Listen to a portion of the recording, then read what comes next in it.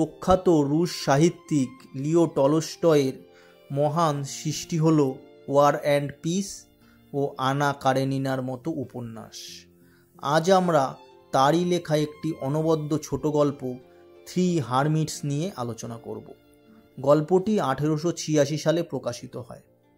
এটি আধ্যাত্মিকতা, ঈশ্বরের প্রতি বিশ্বাস এবং ধর্মীয় আচার অনুষ্ঠানের প্রকৃত অর্থ নিয়ে লেখা। একজন বিশপ ও 3 জন নির্জন সাধুর মধ্যে ঘটে যাওয়া একটি বিস্ময়কর ঘটনা গল্পটি তুলে ধরে। একজন বিশপ একটি জাহাজে ভ্রমণ করছিলেন। যাত্রাপথে তিনি জানতে পারেন যে নিকটবর্তী একটি ছোট্ট দ্বীপে 3 জন সাধু নির্জনে বসবাস করে, যারা দীর্ঘদিন ধরে সেখানে ঈশ্বরের সাধনা করছেন। কিছু নাবিক ও যাত্রী বিশপকে আরও বলেন যে এই সাধুরা খুবই সরল জীবনযাপন করেন, তারা বাইরের জগৎ সম্পর্কে প্রায় কিছুই খবর রাখেন না। বিশপের মনে হয় এভাবে ধর্মচর্চা করা ঠিক নয়, তাই তিনি সিদ্ধান্ত নেন যে তাদের সঠিকভাবে ধর্মীয় শিক্ষা দেওয়া দরকার। বিশপ একটি ছোট নৌকা নিয়ে সেই দ্বীপে পৌঁছান। সেখানে তিনি 3 জন বৃদ্ধ সাধুকে দেখতে পান, যারা খুবই সরল ও শান্ত। তাদের পরনে ছিল ছেঁড়া পোশাক, মুখে ছিল মৃদু হাসি, আর তাদের চোখ ছিল দীপ্তিতে উজ্জ্বল। বিশপ তাদের জিজ্ঞাসা করলেন, তোমরা কিভাবে প্রার্থনা করো? সাধুরা সংক্ষেপে উত্তর দিলেন, আমরা শুধু এই কথাটি বলি, আমরা 3 জন, তুমি 3 জন, আমাদের প্রতি দয়া করো। বিশপ বিস্ময়ে হতবাক হয়ে গেলেন। তিনি ভাবলেন, এটা কীরকম প্রার্থনা? We are 3, you are 3, have mercy on us. Bishop বললেন, এভাবে প্রার্থনা করলে চলবে না। আমি তোমাদের খ্রিস্টান ধর্মের সঠিক প্রার্থনা শেখাবো। এরপর তিনি লর্ডস প্রেয়ার শেখালেন, আমাদের পরম পিতা তুমি স্বর্গে আছো, ইত্যাদি ইত্যাদি। সাধুরা অত্যন্ত মনোযোগ দিয়ে শেখার চেষ্টা করলেন, কিন্তু তাদের পক্ষে এটি সহজ ছিল না। তারা বারবার ভুল করছিলেন, মাঝে মাঝে লাইন গুলিয়ে ফেলছিলেন, কিন্তু তারা কখনো হতাশ হলেন না। তারা আন্তরিকভাবে চেষ্টা চালিয়ে গেলেন। অনেক সময় পর শেষ পর্যন্ত তারা পুরো প্রার্থনাটি মুখস্থ করতে পারলেন।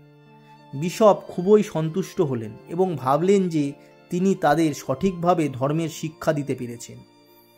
বিশপ যখন দেখলেন যে সাধুরা এখন সঠিকভাবে প্রার্থনা করতে পারছেন, তখন তিনি তৃপ্ত মনে জাহাজে ফিরে যাওয়ার জন্য নৌকায় উঠলেন। তিনি মনে মনে ভাবলেন, এখন তারা প্রকৃত খ্রিস্টান প্রার্থনার অর্থ বুঝতে পারবে এবং সঠিকভাবে ঈশ্বরের কাছে প্রার্থনা করতে পারবে। বিশপ যখন জাহাজের কাছে পৌঁছলেন, তখন তিনি এক অবিশ্বাস্য দৃশ্য দেখলেন। 3 সাধু সমুদ্রের ওপর থেকে হাঁটতে হাঁটতে তার দিকেই আসছেন। তারা জলের ওপর দিয়ে দৌড়চ্ছিলেন, যেন সমুদ্রের ঢেউ তাদের স্পর্শই করতে পারছিল না। বিশপ বিস্ময়ে হতভম্ব হয়ে গেলেন। সাধুরা এসে নম্রভাবে বললেন, প্রভু, আমরা আপনার প্রার্থনা ভুলে গেছি, অনুগ্রহ করে আমাদের আবার শেখান। বিশপ এক মুহূর্তের জন্য বোঝার চেষ্টা করলেন যে তিনি কি দেখছেন। তিনি হঠাৎ উপলব্ধি করলেন, এই সাধুরা প্রকৃতপক্ষে ঈশ্বরের কাছাকাছিই রয়েছেন। তারা যে সরল বিশ্বাস নিয়ে ঈশ্বরের উপাসনা করেন, সেটিই তাদের প্রকৃত শক্তি। তিনি গভীর আবেগ ও বিনম্রতার সাথে বললেন, তোমাদের প্রার্থনাই যথেষ্ট। তোমরা ঈশ্বরের কাছাকাছি রয়েছ, ঈশ্বর তোমাদের শুনছেন। তোমরা আগের মতনই প্রার্থনা করো। বিশপ ভেবেছিলেন যে ধর্মীয় নিয়মকানুনই হলো ঈশ্বরের কাছাকাছি পৌঁছনোর আসল উপায়। তাই তিনি তার শেখা পুঁথিগত বিদ্যা সেই সরল সাদাসিধে সাধুদের ওপরে চাপিয়ে দিয়েছিলেন। সাধুরা ধর্মগ্রন্থ পড়তে জানতেন না, কোনো কঠিন প্রার্থনাও জানতেন না, তবুও তাদের বিশ্বাস এত গভীর ছিল যে তারা অলৌকিক কাজ করতে পেরেছিলেন। এই 3 জন সাধু ছিলেন সাধারণ ও নিরহংকারী, কিন্তু তাদের বিশ্বাস ও ভক্তি এতই শক্তিশালী ছিল যে তারা জলের ওপরে হাঁটতে পেরেছিলেন। এটি বোঝায় যে সত্যিকারের ঈশ্বর প্রেমীরা কোনো নির্দিষ্ট নিয়ম নয়, বরং বিশুদ্ধ অন্তরের মাধ্যমে ঈশ্বরের কাছে পৌঁছান। লিও টলস্টয়ের লেখা 3 হারমিটস গল্পটি আমাদের শেখায় যে ঈশ্বরকে পাওয়ার জন্য কঠিন কোনো ধর্মীয় নিয়মকানুনের প্রয়োজন নেই, বরং একটি খাঁটি সরল বিশ্বাসই যথেষ্ট। এই গল্পটি আমাদের মনে করিয়ে দেয় যে সত্যিকারের প্রার্থনা আসে অন্তর থেকে, নিয়মকানুন থেকে নয়। সত্যিকারের বিশ্বাসীরা হয়তো প্রথাগত ধর্মীয় রীতিনীতির অনুসরণ না করেও ঈশ্বরের সবচেয়ে কাছাকাছি পৌঁছতে পারেন। আজ তাহলে এখানেই শেষ করছি। খুব শীঘ্রই ফিরব আরও একটি গল্প নিয়ে।